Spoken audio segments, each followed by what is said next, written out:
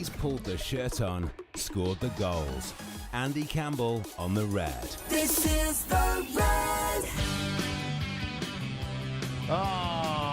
Here we go once again, and the good news, mate, is the old Novocaine's worn off, so my gob's working. I suppose that's bad news for some people. How are you? No, it's good news. It's good news. He looks amazing. Sounds better than he did this afternoon, mate, I tell you. Oh, well, I'm pleased you said that, because some people say I can't tell any difference, Dave. Honestly, it's the best policy. Have you ever had a tooth ripped out recently? Not recently, but yeah, I'm a big baby when it comes to getting me tooth out. I've got to get knocked out and everything. So yeah, so I'm not gonna hammer your ear because it'll come back to bite me. Yeah, literally. It will. Yeah, definitely. You know what I find funny? I mean, you could stand there and you could look at Razor Ruddock and go, "You are a big girl's blouse," and run away from him and have him chase you all over the field, which I wouldn't do. Yeah. But you don't want to sit in that chair and get your tooth pulled out. I'd happily get abused by 80,000 people and have the pressure on my shoulders, take a penalty, do anything like that. But when it comes to one-on-one with a dentist, I would happily not do that. Who was the hardest, the toughest, the meanest player to play against? Oh, Razor without a shadow of a doubt. Was it really? Yeah, it was awful. Yeah, he was awful for the time that I was on the pitch, and then off the pitch he was a pure gent.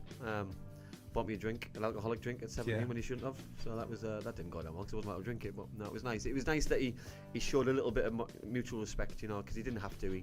I'd give him a decent game, I think. Yeah. But he'd give me probably the biggest lesson I'd had as a young footballer. Yeah. Which always stuck with me. Was Vinny before your time? No, I came across Vinny more. Vinny was more established for me in the changing room, in the tunnel. You know, I mean, when I came across Vinny, we played against Wimbledon a couple of times. Yeah. In the tunnel and in the changing rooms, he was vicious. You know, there were things he would say to you to try and put you off your game and scare you a little bit. Just a bit of a thug, was it? Which worked, yeah. But I think on the pitch, I think he was probably more talk than he was action. You know, and I think you see him as actor now. You know, he's you know, I think he was harmless, but you know, what I mean, I think he picked his targets, and I think King Eric was one of the ones that he picked on a regular basis. Yeah, and Gazza, of course. Rightly so. Yeah, he got a handful, didn't he? On a number of occasions. I was going to say he got so close to Gazza. I think it was almost hand in hand, but quite close. Different. Yeah, not quite a hand in his hand, but there you go. Right, let's explain what we're doing tonight then, because we've got the not so small matter of that derby game, which Sunderland fans refuse to call a derby. We've discovered on the red. So we're going to do something a bit different. It's going to be a real striker special. You've pulled your mates in. Yep. Boro heroes, all of you. So we have, of course, Andy Campbell, and we have Bernie Slaven coming on to join us. We have Craig Hignett coming on to join us. Higgy, that attacking midfielder, but there were goals in him. Yeah. I think between you were just short of 600 appearances, and you were just short of 200 goals between the three. That's not a bad return, is it? No, it is, yeah. And you know, like, I think as an ex-player, love the, like, I'm a local boy, love the area, but I think I'm a fan as well. You know, obviously watched Bernie at the Holgate, seeing him score his goal, stand on the Holgate, and seeing Higgy come from Crewe and do the damage that he did. You know what I mean? The goals he scored to get us promoted against Oxford, and the goal and the games that the local derbies he's had impacts in as well. So yeah, I'm really looking forward to digging deep and going into it. So we'll start off with you then. I mean, if you want to be part of the show, you can. It's dead easy. A number of ways you could do this is you can get us on Facebook Live. We're live streaming on Facebook Live. Put your questions, your comments down. We're on YouTube, so you can put your questions and comments on there too. They'll wing the way through to us. You can WhatsApp us in the Red Radio Studio. We're live across Teesside on DAB Radio. We're across the world on smart speakers and apps and online as well. That WhatsApp number for the studio, 0330 043 2002. That's 0330 043 2002 to get your comments into Andy tonight. And also Bernie and Higgy are going to join us very shortly. So we'll start off then. It was your idea, mate. Great idea that it is. Let's reminisce. Let's think about those derby games, because you pulled your boots on in 7 derby games, 6 of them in a Boro shirt. Yeah. What do you remember? I think derby games, especially, I think as a local player, mean so much. You know what I mean? You look forward to them. You need to make sure that everyone else understands the importance. You know, and I think the fans make sure that the players know the importance. And I think the Hayden Hackneys of this world, the Dale Frys of this world, even probably the manager, and especially Woody, will make sure that the players know how important this game is come Sunday lunchtime and when that game kicks off, because I think form goes out the window. It's a real guts and thunder game, and it can go either way. We need to make sure that the effort, the desire, the guts and determination's there, because if you don't have that, you won't win a derby game, because fans demand it. You know that Newcastle had the Sunderland derby game in the FA Cup not so long ago. You know, so Sunderland have already lost a derby against us, even though they don't call it a derby. So the and chances, in some style, the they lost that one. chances of them having a clean sweep and losing every derby game this season is something that they won't want to happen. So they'll be hurting and they'll want a reaction. The manager will demand it, and there's absolute. If I'm honest, there's turmoil from an outsider looking in, which pleases me. You know, what I mean, you've got Alex Pritchard who's refusing to play. You know what I mean? It's great, isn't it? It's music to every Boro fan's ears. I think Mogger's snapped him up, hasn't he, for Birmingham? Yeah, I think he has. Yeah. So you know, you got last week that the players don't want to play, fans don't want the manager. You know, it's it couldn't be a better situation. They still did Stoke 3-1, which I mean, to be fair, it wasn't a decent Sunderland display. I was watching the game out of interest, you know, thinking let's get some notes ahead of next week, and it was a slow start. Stoke were the better team, weren't they? Stoke could have put one of those chances away. I think Sunderland would have collapsed. Yeah, and listen, they're a good side. You know what I mean? Even with the Pritchards and other players who didn't want to be there and have left during the season, they've still got a very good side. Listen, they've got a very good manager, regardless what the Sunderland fans think. You know what I mean? He's a good coach and he's got a really good pedigree in what he does. So it's a dangerous game for Middlesbrough. Don't think that because we were beaten 4-0 away from home that it's going to be plain sailing. You know, I think we need to be realistic and it'll be 3. Good man. I like the cut of your cloth. So Higgy's going to join us shortly. Bernie's going to be up next. But just before we get Bernie on, I think we need to have just a quick chat because it's a unique situation here. We've got the chance to get in the mind and the experiences of a former player. Yeah. So for us fans, when it comes to a derby game, or derbish, as some Sunderland fans are calling it, because it's nearly a derby, what a load of rot. Yeah. You know, it's massive for us. It's all about putting one over on them. Yeah. But from a player's perspective, you're all professionals. Is that the same mentality you guys have? Or is the edge taken off it a bit because you really have to just be professional and prepare for another game of football? I think I think you think it's just another game. You think it's a big game, but in reality, it's a bigger game because you know the opposition you're playing against. You see them sometimes daily if you live in certain areas of the country. Well, let's talk Daz Williams then, who scored the goal against us. Yeah, listen, when Sunderland beat us, he's a mate of yours. He's a friend of mine. Down, didn't he? He played in my game when I scored my first goal. We won 2-0. It's nice to get one over on a really good friend, very good friend of mine. But then when he puts us down, he scores a winning goal and goes and celebrates in front of the Boro fans as a Middlesbrough fan himself. It's one of those things, and it's hard to take. And it's he wanted to get his own back on us as friends, his own friends, teammates, and it's just you want to do it. You want to do it for yourself. You want to do it for your own club. But I think the importance of the game, I think it'll probably be ramped up in the next 24 hours, because today will be in a normal training session. Tomorrow will be a normal training session because it's a Thursday effectively tomorrow. In terms of the game being on a Sunday. But when Saturday comes and you're doing the team preparation and you're doing more team play and you're preparing properly, and then the fans are on social media and the electricity starts to go through your mind of what will happen and the full house and everything. I think the importance when the players drive up to the ground, they'll know just then and how important it is, and rightly so, because it's not just another game. You know what I mean? Regardless how we build it up, it's not another game. It can't be. You know what I mean? As a player, yes, it might be another game in the 46, but it's got an added edge because it's Sunderland. It's got an added edge because we can get closer to them, overtake them, get in the playoffs. So there's more to it, and I think with us playing Sunderland as well, and it puts added more importance onto it because we could be a little bit further adrift of other sides, and we have to beat them anyway to close that gap. No doubt Daz Williams, who's part of the 3 legends, tomorrow night he'll be reminding us lot of that goal he scored 100%. against the and Boro. rightly so. Yeah, well, but I think we can probably mute him, can't we? Yeah, we can. Yeah, we have that power. We can control it. So from a player's perspective, you like to think of it as another game, but you obviously get the feel, you get the buzz, you get the vibes. What's it like to score in a derby? I know a better feeling, and I think I put that video on quite a lot, and I'll definitely put it on Sunday morning. So anyone who follows me on social media, make sure you share it to ram it down people's throats. That I think it's the pure emotion that it's the noise for me. And I've been to a lot of games, played in a lot of games, scored in games where the noise has been brilliant. But in a derby, it's so different because everyone's passionate. Especially my goal was the first goal as well in the second half, so it had probably a key moment to it. But the noise in the derby game, when we played Newcastle, when we played Sunderland, it's just a little bit louder, and fans do shout and do get a little bit like the Chelsea game, you know, the fans are ready for it and they're hungry for it, and it's such a nice game to play in. You have something to say there, mate? Yeah.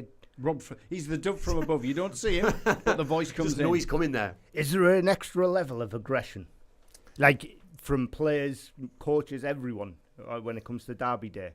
Because it feels like that when you're watching a game, that you feel as though they're ready to jump that extra little yard. I think it's kill or be killed in certain things. You know, I mean, you're going on that pitch into war, and I'm not saying that players don't go into that on a every other Saturday, because they do. But you know what I mean, you've got to be ready for it, because you know that they're coming to hurt you. You know the away fans are coming to damage you. You know what I mean, mentally and physically as well. You've got to be ready for every situation. And I think Michael is calm and composed, but it wouldn't surprise me one little bit on Sunday afternoon to see him be a little bit uncomposed. It'd be nice to see in a derby game, because passion. You know what I mean. You're seeing his reaction when we scored against Chelsea. It'd be nice for a nice reaction, because he very rarely loses his composure, but it'd be nice to see that. Yeah, it would be very nice to see that. I love derby days. It doesn't matter whether we play Newcastle, Leeds, Sunderland. I feel as though there's an extra feeling in the air. Maybe less against Newcastle, because we always get beat, but the other two. Yeah, I think realistically, I think we've got to try and have that continuation, haven't we? We've beaten them this season 4-0 already, so we've got the upper hand. And I really want to try and kick in and hope that we can just follow on suit and get another positive result, you know, because it's about results now. You know what I mean? We've got the transfer window in. You know what I mean? We obviously lost a couple of players, so we put a little bit of pressure on ourselves, which we're going to discuss a little bit later on. But derby days are so important for players, for fans, for the whole club, and more important when you're so close to a playoff place, so close to a local rival.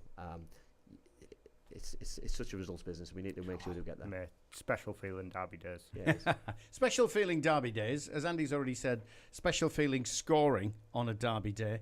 A man who scored a couple certainly against Newcastle, I remember. Yeah, I do. In banging them in. Andy does as well. Is Bernie Slaven. Bernie, welcome to the Red. Boy. Good evening, Andy. Dave. Hello, Bernie. All right, son? All right, mate. Yeah, good. Just sitting painting. Sitting Doing a bit of doodling, you know. I don't mind, mate. I don't mind that. Don't mind. Bernie, listen. I'm an artist.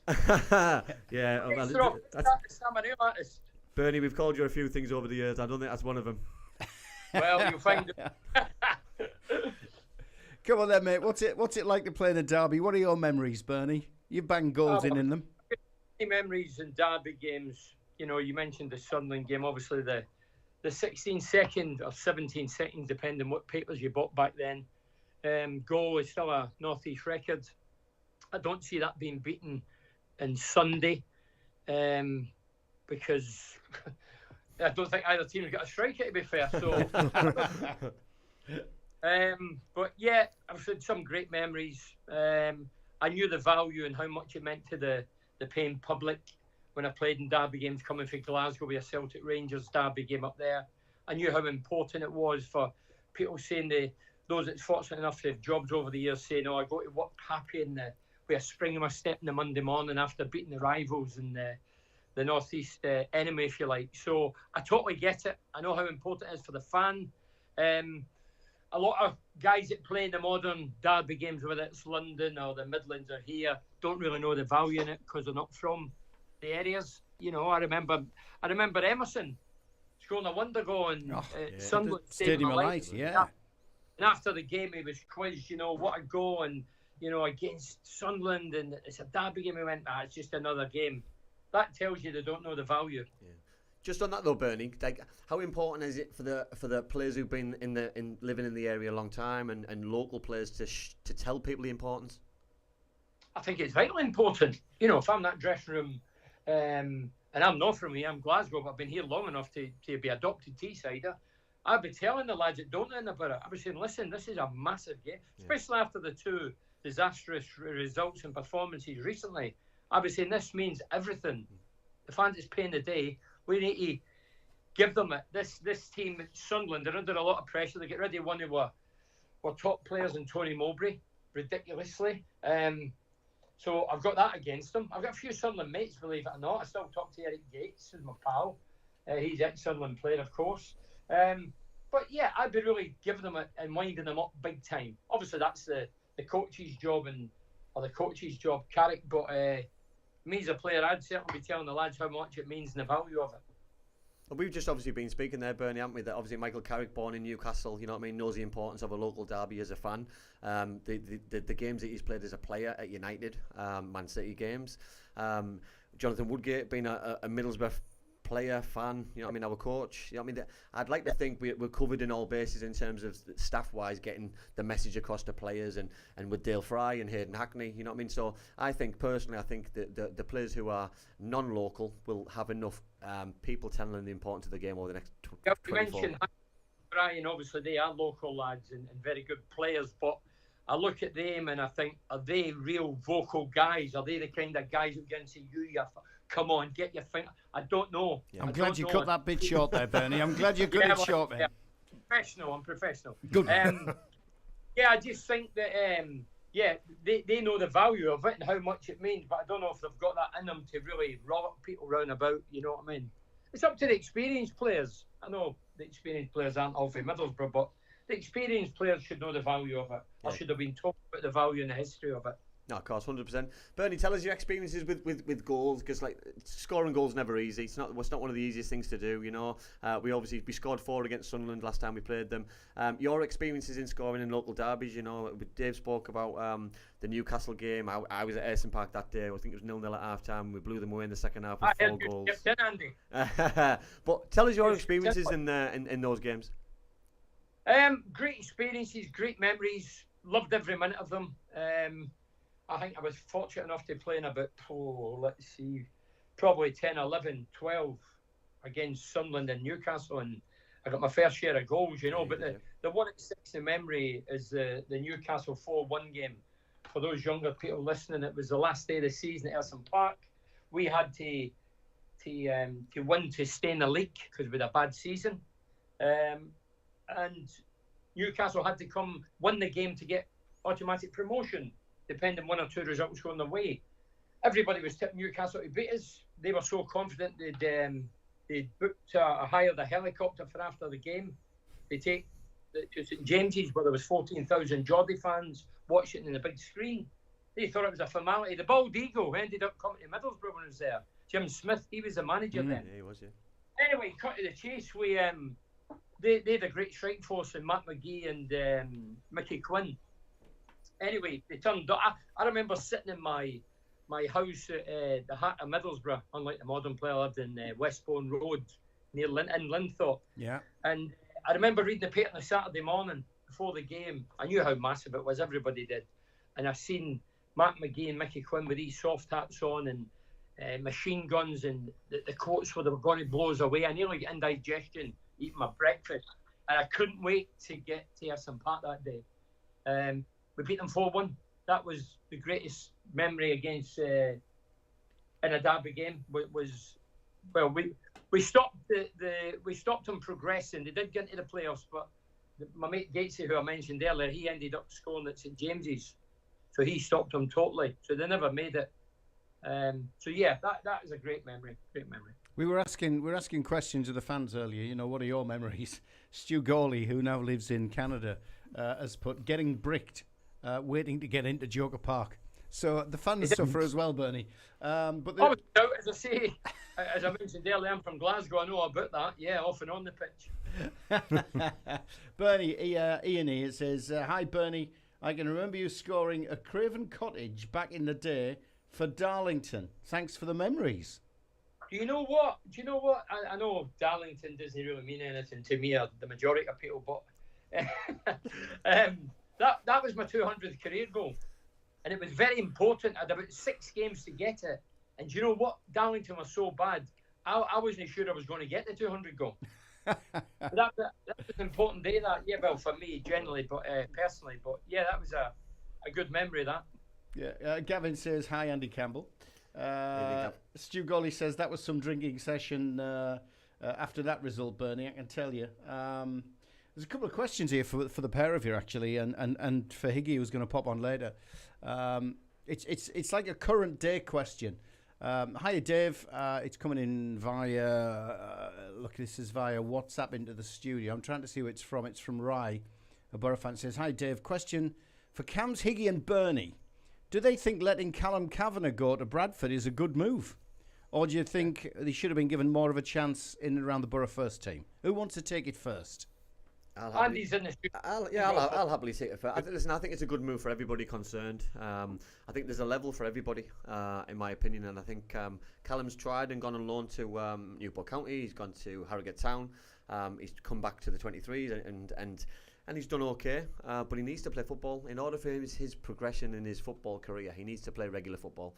And going to Bradford with Chapman and Richie Smallwood and some of the Middlesbrough players who from previous, who you'll already know, I think it'll give him a good opportunity to progress back up the leagues. And listen, it leaves us short.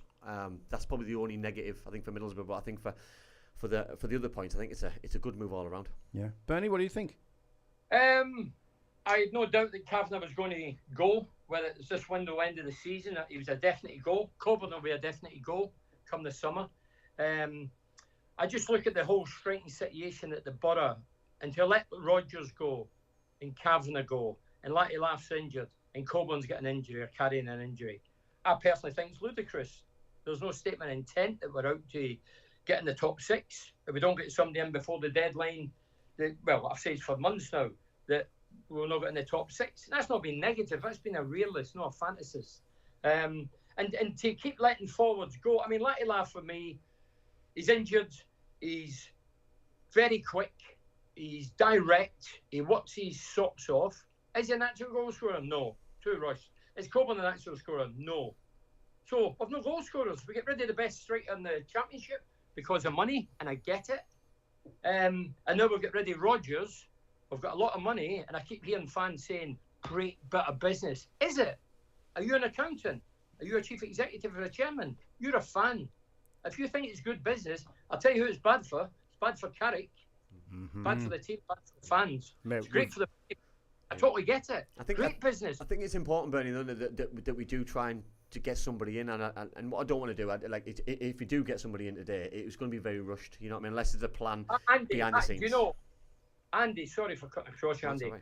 I passionate. I says start of this month we won't get a striker in. I predicted that Rodgers would go. I predicted that we probably wouldn't spend the money. I might be wrong. I hope I'm wrong. I think you're right. I'll be perfectly honest. I think you are going to be right though, Bernie, because this move's been spoke about for at least 2.5-3 weeks, if not longer, since the window's been opened. These deals are always take a longer than they probably should, longer than normal. Now it's gone over the line. It hasn't given us an opportunity to go and spend any of that money. Yeah, is that like a lot of clubs? Is that a plan? Is that designed to go that way? Yeah, I think so. I think so, because I think then it looks like that any deal that we do bring anybody in will have to be rushed. So teams and clubs will say we didn't want to bring anybody in because we couldn't find the right player, we didn't have enough time, etc. So it looks like a good business decision to reinvest that money later on in the summer. But for now, the here and now, we won't get in the playoffs unless we bring in a striker who's going to score 10-12 goals. Unless we were really bringing in a couple of half decent. I mean, the striker's been mentioned. The lad from Notts County, 40 goals last year, a record. 21 this year. He's from this area. Doesn't need time to settle. $1.5 million, peanuts. Yeah. It's peanuts. Yeah. And the professional game, absolute. You give monkeys more. So for me, there's no real excuses. There's guys out there that bangs in goals, and we're not looking at them. But I don't know what we're looking for, to be honest. I don't know who's been responsible for signing strikers over the years. But you should be sure in the River Tees with a lead weight round his ankle. Ian's fired one and saying Chuba Akpom's apparently going to Nottingham Forest. Phil says I've read that. It's a massive opportunity missed. Only 5th and 6th. I can't even speak because I've had the tooth ripped out today. Only 5th and 6th is achievable. We're not addressing this. Top scorer has 7 goals, which is nowhere near acceptable. I suppose it is. You guys are the best guys to tell me about Boro's firepower at the moment, and we can hear what you're saying, Bernie. Is it an absolute nailed-on certainty if we don't bring in a striker that we just don't have enough to see us go up? Well, we had a way shot, Dave. This team comparison to last season, we've won 12 league games and get beat 12 league games. The rest have been draws. it's not good enough. We're letting too many goals in. We play the same way, i.e. Chelsea, fanning about, messing about the back, getting caught, looking for trouble. It's suicidal football. And we've did that throughout the season. And going forward, we don't score enough. So, again, it's realism. That's where we are. No, I agree. Listen, Dave, you look at Leicester. Leicester score goals from all over the place. You know what I mean? They've got midfielders who score 10s, 12s. You've got centre forwards who always chipping in. You've got wingers who are scoring. Adams at Southampton scoring bucket loads of goals. Bamford starting scoring at Leeds. Every other side has got goals throughout their team. If not midfielders scoring goals. We've got a centre forward who scores regular goals. We don't have goals. Ipswich is taking Kiefer Moore and paying 30 grand a week for his salary. And that's what it is as well. But if you've got a guy you can hang your hat on, I'm sure when I played with Mowbray, Pallister, Cooper, Parkinson and those guys, I bet they thought like wringing my neck throughout the season in a lot of games. But I bet they thought, I tell you what, he'll get us off the hook, he'll get us a goal a day. We've not got that. Yeah. That's important because that breeds confidence throughout the team, thinking we're having enough, maybe, do you know what? He'll get us a goal today. He'll get us out of trouble. We don't have that reliant player, do we? We don't have those kind of players. No. Bernie speaks there about that we let one goal in, so we need 2 goals. We can get a goal. You know what I mean? You can get a goal, but can you get the 2? Can you get the 3? If we let 2 goals in the game, we're certainly not going to win the game. You know what I mean? That's if the chances are we're going to lose. And that's the difference between Boro from last season and Boro from this season. We conceded last season earlier, so it doesn't matter. No worry. We're going to score 2 or 3 anyway. Yeah. We don't have that. We had enough firepower down the width. We had enough firepower in the 10 areas. We had enough firepower with Akpom.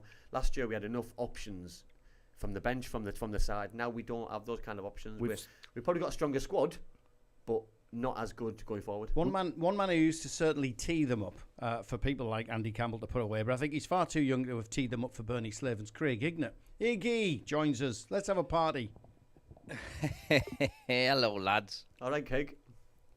Yes, all good, thank you. We were just chatting with Bernie and Andy, Craig, about memories of derbies. How special are those matches to play in? What's it like to score in them?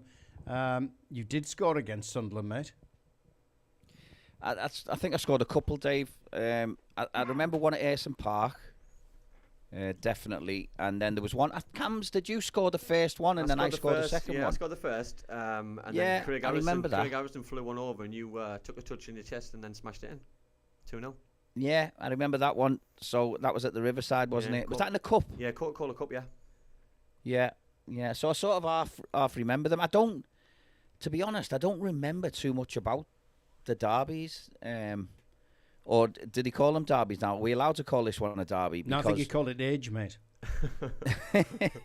Apparently, Craig, it's a derby-ish because they don't class it as a derby, but we do. Is it a derby, Bernie? Oh, we've lost Bernie. He's gone. He's dropped. Bernard's gone. He went a long time ago, Bernard. Do you class it as a derby game, Higgy? You know I do, because it's a local game, because there's only it's half an hour up the road, isn't it? Yeah. It's as close as it is. You also class a derby as a game against players who you see on a regular basis. You might live close to them. So you know what I mean. You want those kind of bragging rights, don't you? Yeah, of course you do. I mean, we class the Leeds one a little bit as a derby, don't we? Yeah. Here, or there is a little bit of rivalry there, but we'd never see, you wouldn't see a Leeds player, would you, floating about Teesside? No. You'd see a Sunderland player, and Sunderland players regularly come down and live this way.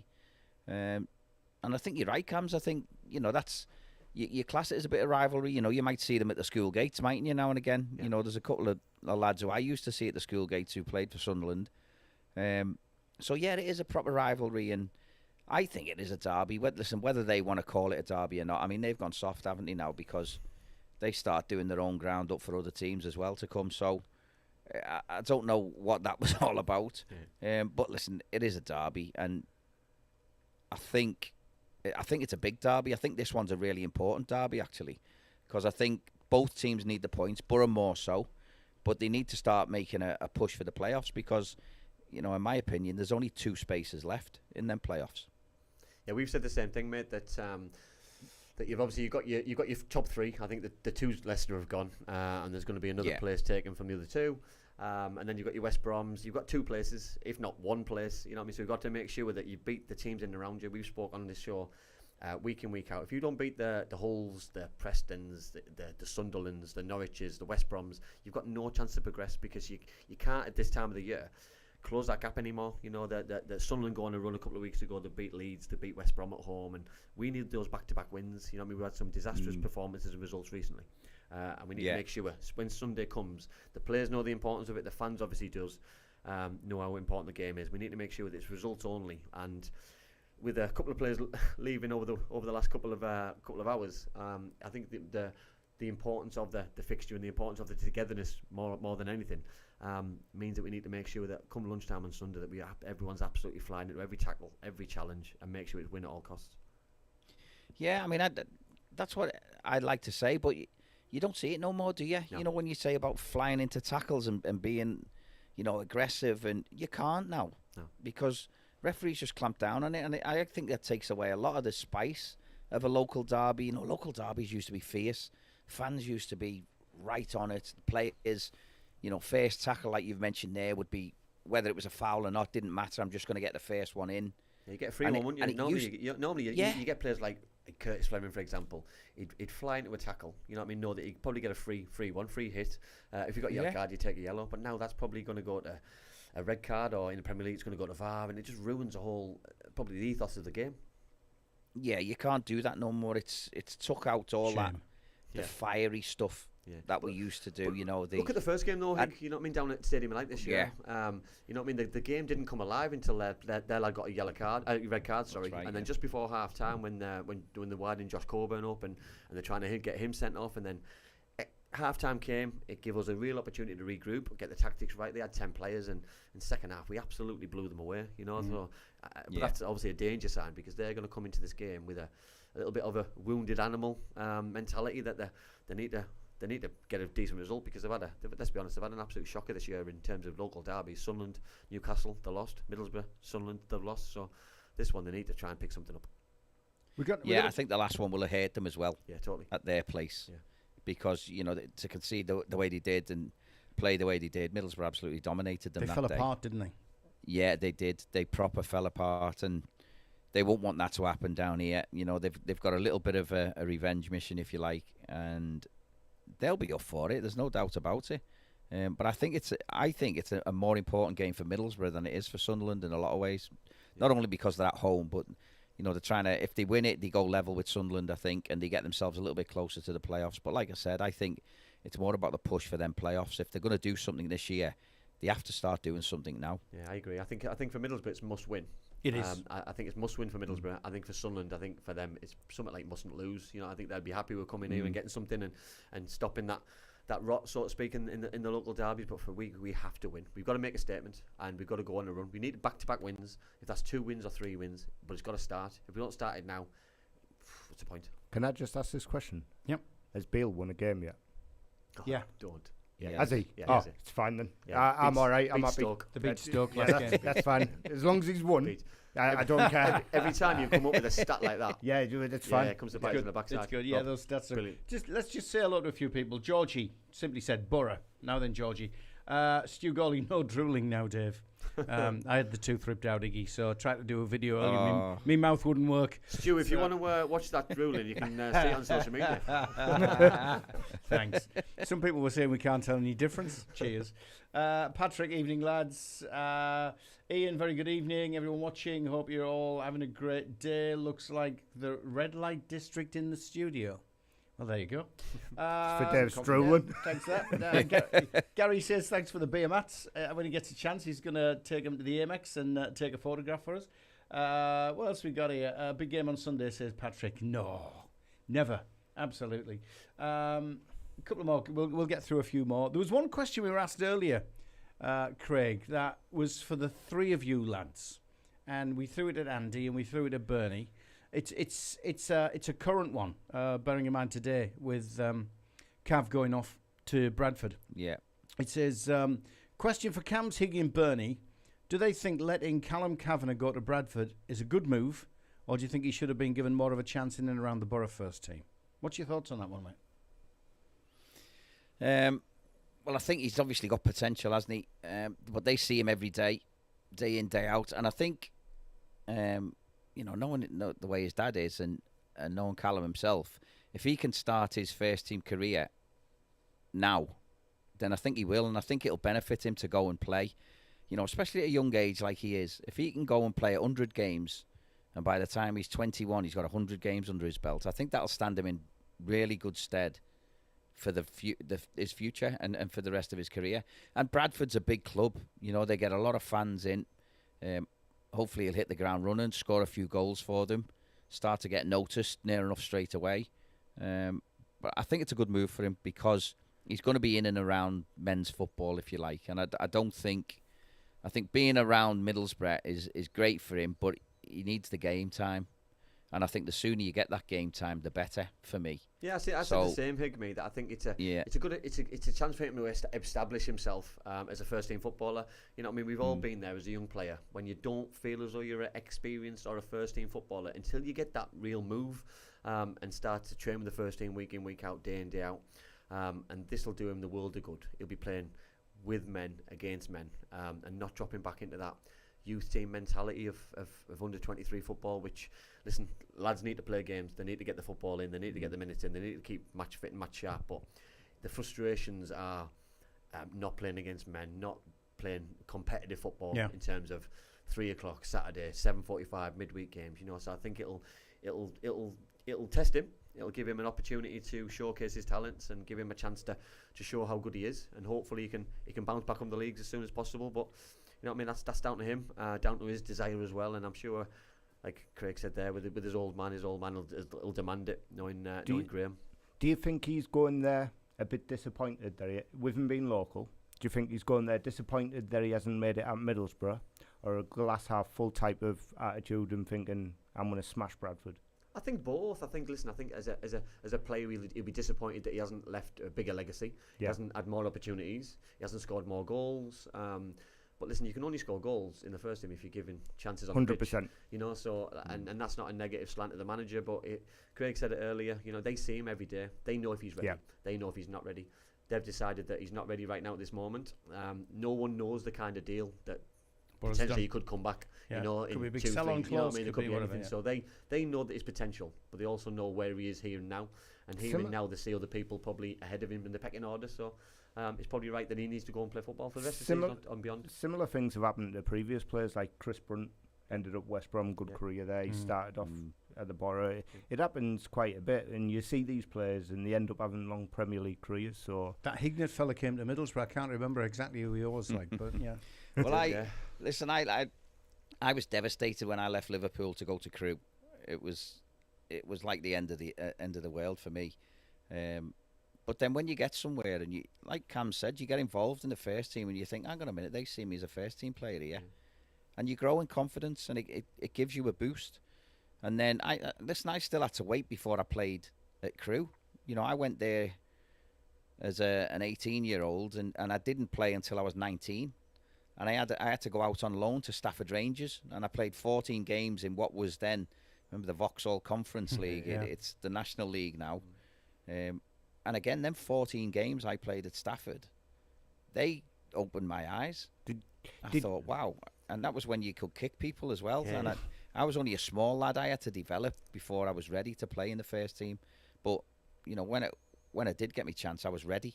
And I knew I was ready. But it's important though, Craig, isn't it? You know, that obviously you had a great upbringing with Dario Gradi and you know, I mean, you're talking Danny Murphy's, Rob Jones, yourself, you know, and Dean Ashton. You know, I mean, loads of top players have come out of those Crewe Alexandra. You know what I mean? You legacy. But how important was it for a young player to go and establish himself, as in you, in order to step back up? Because I'd say Middlesbrough at the time was a step up because it was from where you were playing. Well, Cam's, it was huge because one of my frustrations when I was manager of Hartlepool was that I couldn't get the players, because promising players who were playing in the 21s but were nowhere near the first team and weren't going to be, clubs wouldn't loan them out because they thought they were too good, if that makes sense. They wanted to try and protect them. But I thought, well, why would you? Why wouldn't you want someone who you know is going to be good to go out and play now and get all them games under their belt and know what men's football's like and have that experience?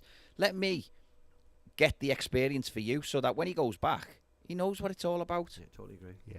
Do you know what I mean? But he wouldn't, and it was a frustration of mine. So when because I come that route, I went from Liverpool to Crewe and had to do it again. But I knew I wasn't going to get anywhere near at Liverpool, because they were winning everything then. It was when Kenny was manager, and a bit like they are now, where they're just on a different level. And I knew I had to go and try and earn a different way into the Premier League. And by the way, Liverpool never stopped looking. Do you know what I mean? Every time I went back, they always had words for me, and we've been watching you and blah blah blah. And that was, for me, that was good as well, because they knew I had something, but I just wasn't right for them. Yeah. But and then when I'd played, I think my home debut, or it was the second game, I think, against Blackburn, when John Hendry scored a hat-trick. We won 3-2.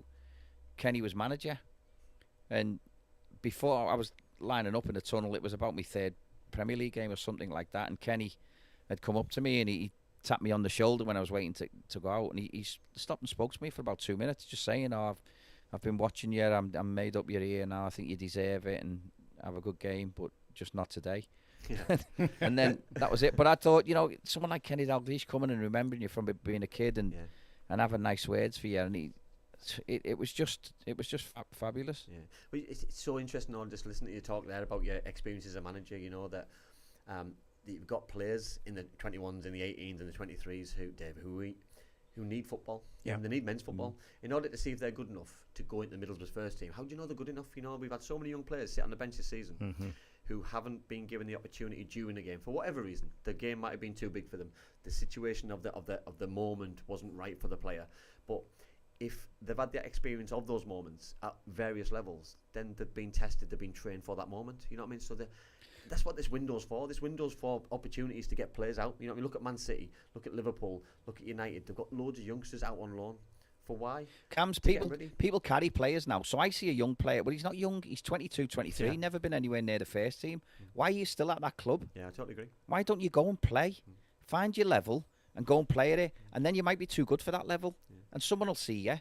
It's not like it was years ago where you're relying on a scout coming and seeing your game one day. Everyone knows everyone. So what's and that if you're doing well somewhere, they'll know. Is that desire to not want to play, or just happy just to? And I hate to say this. I think it's happy to be. It's to pick your money up and just sit and not play. Do you know what I call it?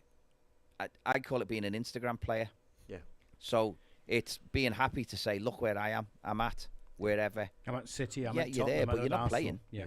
Yeah, well, that's what I was going to ask. But every year, though, Craig, both. every year, Rob, sorry to put in, every year you've got a 16-year-old player coming through who's going to be the next new thing. You know what I mean? And next year, another 16-year-old. So every year, you're getting a year older. Someone up the pecking order is better than you, potentially, or has got more potential than you. And it's a vicious circle. You never get out that moment. Let me give you an example. Go on, then. Last night, Conor Bradley, Liverpool. He's played the last 3 games. Unbelievable. The kid was absolutely phenomenal. He was on loan all last year at Bolton, where he went and played, and he won their Player of the Year.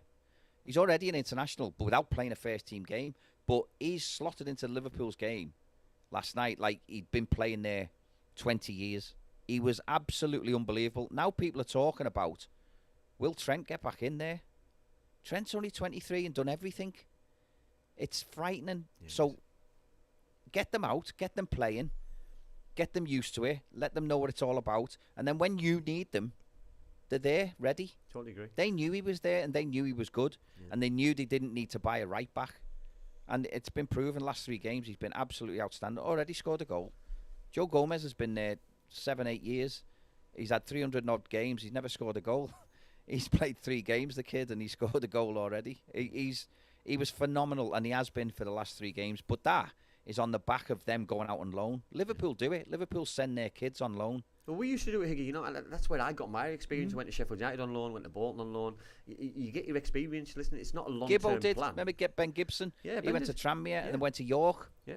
And they say it's always the third one. But clubs do it. There are some clubs that you ask players, and you know the ones you want, the ones who are playing in the 23, but they want to give you the step below them. The ones who aren't quite ready and who aren't physically capable of dealing with the league that you're in. You need people who are physically capable of doing it. It's no good giving you a young player going for experience who's just going to get ragdolled about in a rough league. I totally agree. They're not the players you want. You want the players who are nearly there, but not quite good enough to get in that team. Send them out. Even if you do it for 6 months, bring them back at Christmas or when the window opens, and then try and crack on till the end. It's so beneficial I think it's the best way of developing players quickly. I've got a question for the pair of you while you're talking on this subject. Morgan Rogers, left Boro's gone to Villa. What chance he could become an Instagram player, Higgy? Every chance. I think there's every chance. He's been. I think it's debatable whether he gets in the team when everyone's fit. He's had a really good month, and I thought at Chelsea away, he was the one for me who came out of it with some credit, because I thought he stood up to them and he looked like he could handle it. They bought him for £1 million in the summer, and he's gone for 10 times that plus add-ons. I think it's brilliant business for Middlesbrough. He can go there now. Is he a Champions League player? No. He's got the potential to be, I think, but we don't know that. So I think it's brilliant business for Middlesbrough, and you're 100% right, Dave. I think he could become. It depends on the kid. Oh, yeah, I agree, mate. 100%. Yeah, I just think, Dave. I think whilst Kirk gets his signal back, it's great business for Middlesbrough. I think it's great business for the player himself, because he's going to be earning a lot more money. I think the problem he's got is he ready to play in the Premier League week in, week out? I'm going to say no. But he's going to be playing with better players, potentially. You know what I mean? The way that you look at it, Villa have got a lot better in terms of players to back him up, give him what he needs. But like, for me, it's a move which the player couldn't turn down himself, Robbie. No, you know that you can't turn those opportunities, because and in I the can't summer, grudge the lad for going either, mate. the same exact problem. In the summer, these moves don't materialise and don't happen. But for me, Villa, it's a drop in the ocean. You know, we talk about £1 million for us, 10 million quid for Villa is nothing. You know what I mean? So it's not a big risk. It's an investment for a player with potential. You know, we haven't spent 60, 70 million on him where they need a return straight away. They've spent some money on him, which is a long-term investment, probably the next 3, 4, 5 years. And if it doesn't work out, they can potentially sell him for half that and get some money back on him. You know, so it's nothing at all. But he could quickly become that. How Higgy explains it, an Instagram player, because it's a great way to explain it, because I didn't think of it like that players put all these photos on, but they don't play games. They're in the kit, and it looks pretty. I look at it a bit different. See, I was going to ask both of you, Higgy and yourself, when you went to a lower club, did you have any level of arrogance that you thought you had the right to play? I've just come from Liverpool. I should be playing that Crew first team. What do you mean? And when you left the club, you mean? Yeah, when you've left a so-called bigger club, yeah. Higgy, Liverpool, Andy, Boro, any example you could pick. Do you reckon that's playing a part in young players now thinking, I'm too good to go to the Championship? Yeah. I've been playing for I've City. spent 4 years at Manchester United. I might not have that, played, but that's where I feel as though there's a lot of at the moment. I think players now in 2023, in this day and age, have arrogance which is beyond control. 100%. I think when I played, and when he played, and when you drop down because that's the decision was being made for whatever reason. You know, I left Middlesbrough because Middlesbrough didn't want me. I signed for Cardiff, and I was mixing it with players at the time. They're spending 1.75 million on Peter Thorne. They're spending £1 million on Cav. They're spending £1 million on Paul Brayson from Newcastle. You know what I mean? So I'm competing against those kind of players. So that's Premier League money. You know, they're spending Premier League wages. I had to put the work in. I had to put the graft in. I wasn't too arrogant or good enough to think I'm going to play. You know, Robert Earnshaw, who scored at every level. He scored at the national level. You know, so I'm competing against this kind of calibre. So I've left a Premier League football club to drop down to League One, but I'm playing with just as good players. So I was kept on my toes very, very easily. But now I see it as.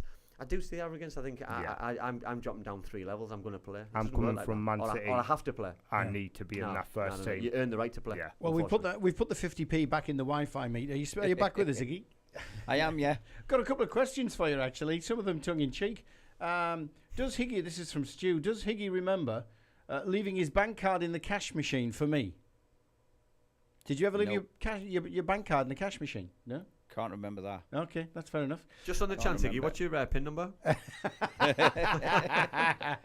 It's the same as my shirt number. For which club? Exactly. Yeah, well done, mate. Do you think, Stu again, do you think, this is for the pair of you, do you think being able to kick someone this day and age would benefit today's game? In No. other words, is it getting too soft? Oh yeah, listen, I think referees are getting soft, aren't they? Hig? You Thanks, know, mate. I think Everyone's getting soft. Yeah, it's, the whole it's thing. Players are almost getting a soft. non-contact sport. Yeah, players are I'll getting tell you what I soft. did think. I always thought if I would love to have played now because there'd be no fear. There'd be no fear in taking the ball anywhere on the pitch. You know, if someone wants to, you'd be getting your body in everywhere because nobody could touch you. Nobody could come through the back of you. If they did, they'd be off. Yeah. Or it'd be at least a yellow. I used to, you know, the first 10 minutes of games, I'd be playing on the wing and I'd look at the left back and think, well, he's going to come and try and nail me, which he always did back then. So as soon as you got the ball, he'd nail you, and then the referee would come over and go, right, no more now, that's your one. And I thought, well, he's going to do it again now because he's got another 2 goals at me before he gets sent off. But So it was just like you've got your legs. back then was just Julian Dix, horrific. haven't you, Tiggy? Julian Yeah, Dix well, is a left back. You know that I think, like, listen, I think referees were scared of him. Never mind opposition players. You know, and like we talk about Neil Ruddock, we talk about all these kind of players. Yep. Vinnie Jones. That they wouldn't even bother getting changed for a match. Waste of time. I saw John Fashanu grab Robbie Mustoe one game, and he must have ran with him in a headlock for 25 yards before throwing him into the floor. Like, you know, Robbie just got up and ran away. He had teeth all over the place. There was grass in between his teeth and everything when he woke up. But he didn't. You know what Robbie's like? He just got up and got on with it. Referee didn't say a word. It was just like part of the game. Back then, it was brutal. Some of the games were brutal, and it was a good upbringing for me. When I played in the conference, I was 18 at Crewe when they sent me to Stafford. I mean, that was a proper eye opener because it wasn't proper football rules. That was like anything went, and it was, you know, you had to have your wits about you to try and look after yourself. But what it did do is it made me sharpen up. It made me move the ball quicker. It made me have a little look what's around me and what's behind me sometimes. And it was such, whilst it was brutal and it could have been dangerous, it didn't half sharpen me up. So that when I went back, and older pros or the pros that you go with when you play there at Crewe, when I went from Liverpool to Crewe, the older pros were brilliant, but they would also tell you what they thought, and they put you in your place straight away, and they made you know what was expected and what wasn't expected. Nowadays, that can't happen because we are soft. But I mean, the amount of times I've seen players cry in a dressing room because someone shouted at them is like ridiculous. Yeah. It's like player That power would though. never now, ever you happen know, back in the day. You know what I mean? When you look at Sir Alex, you know what I mean? The stories at the hairdryer treatment, you know what I mean? The David Beckham incident, you know what I mean? I've seen when Viv's threw teacups at Wrexham when we got beaten in the FA Cup. You know, these moments where it just, you heat the moment to happen, but nobody wants them to happen. But they're just part of football. What happens in the change room stays in the change room. Nowadays, it's just. Players have so much power, and unfortunately, they know that everyone's invincible. Nobody can get shouted at. Nobody can get told that they're a bad player. You know what I mean? If you have a bad game, you get told, and if you don't get told by the manager, you get told by your captain. If you don't get told by your captain, you'll get told by your teammate. That's just what happens, and that's the same as training. You know, if you don't raise your own standards, your aspirations, then the whole clog doesn't work. That's everyday life. That at the moment now, where everyone's too soft. People can accept a telling off, or not even a telling off. Even if you're trying to help somebody, they don't want to accept it. It's a woke world we live in. Don't get me onto all that stuff because that is ridiculous. That's going. It's just too far. A manager can lose his job for saying the wrong thing to a player in this day and age. A manager can lose his job for not doing the right thing. Yeah. But Do you know what I mean? But then again, though, So a manager loses his job for losing football matches because he's been too nice. So then you regret in the bigger picture is I should have nailed someone. I should have been more ruthless. But you can't because you can't win, can you? Effectively. Here's a question for you. But you can't. Should we have a manager transfer window to stop this immediate 6-game sacking? Brilliant. It's honestly, brilliant. 100%, mate. I think it should be a goer. Only allowed to change your manager. I was talking Rob. to someone about this. It might have been yesterday. About they were saying a manager should either not be able to get sacked for 18 months or be allowed to have 2 transfer windows. Yeah. without getting the sack. Totally agree. I think Interesting. Or a manager could only change clubs in the transfer window. Yeah. it's which interesting was though, isn't it? the other Because one. because you're judged, aren't you, about the players that you bring in and your philosophy, and you can only have your own philosophy if you bring your own players in. Yeah. You know that Michael's had now. He's had enough time now to really show his worth in terms of what he's done, and he's brought in some exciting players. He's brought a good philosophy with him. He's been quite strict in terms of how we play. But other managers haven't been given those opportunities. Listen, we have other clubs haven't got Steve Gibson as the chairman, but rightly or wrongly, you look at Beale, for example. Is he going to get another transfer? Is he going to get through this transfer window? Yeah, Jesus, that's the question. Is he going to get a Still 3 hours February? to go? Yeah, absolutely. Right. But I'm going to have to. But it's a fair point, isn't it? If you don't buy the players, you're just getting blamed for coaching them wrong, if you like. Yeah. That's what they're saying to you. When the fact of the matter might be, the players aren't good enough. Totally agree. Let's bring it back But no to one the ever game. carries the can for that. Let's bring it back to the game because we've only got a few minutes left. But by the way, thanks Ben, Boro fan Ben. He sent a warning out. He said, "Look, can you mention this to Boro fans? Don't park near Cineworld. They're now dishing out parking tickets on match days. So there's a bit of a public service announcement. Thanks, Ben. Cost the council thousands. But they need the money. Phil says, season over if no strikers brought in the next 3 hours. I was convinced when Rodgers was sold there was a striker lined up. Not looking like it. Typical Boro. Simon says, with the club not signing a striker, for me it shows the ambition is not there to get back into the Prem. Do you think, lads, we have got something lined up, or is the window finished for us? Just before you answer that one, I've got to mention... there he is, Jacko from the 12th Man. He's on here live on the Red on Monday, 7 o'clock. He's got Kieran Scott, or the 12th Man have got Kieran Scott live on their show, their podcast, 7 o'clock Monday night. He's going to ask him the questions about Rodgers and transfers. Obviously, it'll have been done and dusted by then. Either of you two guys expecting a last-minute striker coming through the door? Do you think it's gone now? I don't believe they will bring anybody in a centre forward. I just think if we were going to do it, I think they knew the Rodgers deal was going to be imminent or done or it's all sorted. So I would have liked to think that we would have preempted something and had a deal done either ready or before. So then it would maybe take the sting and take the pressure off a player leaving. If we do bring someone in, is it going to look rushed if it's not the right player? So I think we do need a player, but I'm just not sure we've got the time now. Higgs? Well, let me play devil's advocate. Do you think a centre forward would make a difference to this team? And if it does, and they get promoted, would you want to see this team in the Premier League, bearing in mind what we've seen at Chelsea? I just think we're miles away. I think it's too soon. Yeah, we're miles away, aren't we? We're a million miles away. Yeah. I think it's miles too soon to be talking about getting up into the Premier League. Playoffs, yeah, brilliantly. I think Michael's done really well to lose what he did last year and then to bring in what he has done this year and get themselves somewhere near, I think would be, for me, it'd be success this season. Yeah. Next season, that's when you need to push on. That's when you do need to be in the playoffs, and that's when you need to see, how far have Middlesbrough come in the 3 years. The first one was a difficult year because he had all the loanees who went.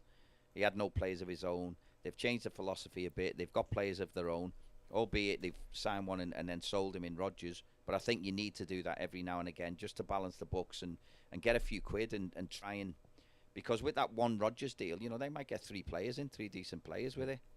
So I think he's got to build, and he's got to build that way. We haven't got fortunes to go out and build a team ready-made. That's not going to happen. So he's going to have to be careful, and it'll take time to do. Yeah. But I think they've been quite clever about it at the minute. I think they're not going to rush things. I think it'd be a disaster. I think it'd be a disaster to go up if you're any of those teams outside the top 3 and you get promoted. I think for a start the manager will be bothered because he ain't going to be there come the end of the season. He'll have the sack. I think the team will get hammered every week. I'm hearing some Burnley fans now who are absolutely sick of what they're seeing. They think their team's the worst team ever. Now I can bet your life if that team comes down. Year. Well, if that team comes down, it'll be at the top of the league next season. Yeah. That's the gulf now. I'm fed up of, and I know on the Three Legends, Clarkey goes on about it a lot, and I'm the same. I'm fed up of seeing Championship clubs trying to out-football Premier League clubs. The gulf is far, far bigger than it's ever been. far bigger. Now, when I watched Chelsea play Middlesbrough, even watching Chelsea and seeing a step up, because I watch Liverpool week in, week out, I knew Liverpool would batter Chelsea. Because for me, Chelsea weren't at that level, at the Liverpool level. But they were far too good for any championship club, any. And you could go probably as far down the league as 17th, maybe, 16th, 17th, where that would be the case. So you've suddenly now got 16 Premier League teams who, it doesn't matter what championship team plays against them, if they've got their best team out, it's a breeze. You've seen Bournemouth. What did Bournemouth do to Swansea? Was it 5? 5-0 at half time, yeah. Yeah, and it's the goals these huge, teams. It's ridiculous. The gap is huge. so big now, and I don't think people realise it unless you see it week in, week out. Well, I'm going to have to cut it short because we're already into the next hour. Sorry about this, fellas, but we've got to end on your predictions. And Higgs, I know we'll be talking more on the Legends tomorrow night, and you've got to shut Darren Williams up when he keeps talking about scoring against the Boro in a derby, because he's bound to do it, isn't he, mate? What are your thoughts? He's only done it once. Yeah. He's only done it once. It was a big one, though. Yeah. Yeah, it was. It was a big one, yeah. He shut his eyes as well, though, so it was, we can let him have that one. Just stick on mute, though, Higgs. And he still lives on Teesside. What are your thoughts then, fellas? Andy, Iggy, I'll start with you. What's your prediction for Sunday? I think Boro will win it. I do. I think Boro will win it. I think it'll be a tight game, but I think Boro will win 2-1. Andy? Yeah, I was going to say the same. I won't copy the result, though, because that looks like we're just singing off the same page. I'll go 2-0. I do believe that there'll be goals. I think they'll be a lot more at it than they'll cause us problems. You know what I mean? If Jack Clark's on his game and Patrick Roberts, you know what I mean? They'll cause us problems. Like they did in the first game. I think Roberts might be injured, mightn't he? I don't know. I don't know if he's coming back. He didn't play the weekend, so. did he? Yeah. But Jack Clark for me is if he stays in this window, he's they've done the a good job. But he's the one we need to keep quiet. And sometimes our frailties at the back, he will exploit them if we're not careful. Rob, prediction? Well, I was going to say 2-1, but I'll go 3-2 instead. 3-2, Boro doesn't keep Goals a clean galore, sheet. yeah. Yeah. No, they don't. They can't. No. keep a Well, clean neither sheet. does Sunderland, thankfully. So, Exactly. It's Go a case first. of whoever scores the most goals. But isn't that normally the case? Totally, yeah. Fellas, thank you. Craig, thanks, mate. Craig, we'll thanks, talk mate. tomorrow on the Legends. Don't worry. That's It's great to coming up. speak to you. That's coming up 6 o'clock tomorrow. Craig Hignett, Lee Clark, Darren Williams chewing the fat, and I'm sure there's only one game we're going to be focusing on. Cheers, Iggy. Thanks, mate. Andy, thank you.